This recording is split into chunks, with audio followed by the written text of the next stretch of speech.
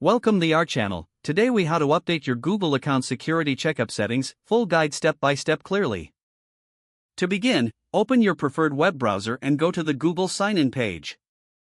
Enter your Google account credentials and sign in. Once logged in, navigate to the top right corner of the screen. Click on your profile picture or initial to access the account options. From the drop-down menu, select Manage your Google account. In the new window, look for the Security tab on the left-hand side menu. Click on the Security tab to view your security settings. Scroll down to find the Security Checkup section. Click on Security Checkup to initiate the process. A new page will load that summarizes your current security settings. Follow the prompts to review your account security. Start by checking your recent security events. Review any unfamiliar activities and take action if needed. Next, examine your recovery phone number and email address.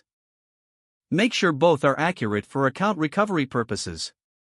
After that, check your two-step verification setup. If it's not enabled, follow the prompts to set it up. If it is enabled, ensure your verification method is up to date. Next, look for connected apps and sites under third-party apps with account access. Review each app's permissions and remove access for any you don't recognize. Continue to check the password section for strength and security. If your password is weak, consider changing it to something more secure. Close the Settings tab to complete your security checkup process. If the page does not load, refresh the browser or try again in a private or incognito window. Make sure you are using the correct email address, then retype it carefully to avoid small typos. If your password is not accepted, use the reset option and create a new strong password you can remember. Check your spam folder for verification or security emails, then complete any requested confirmation steps.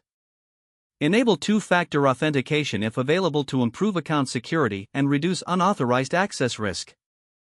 After signing in, review your profile details so your contact information and settings are accurate and current. If you see an error message, note it down and try again after restarting your device and internet connection. Don't forget to like this video and subscribe to our channel for more step-by-step tech guides.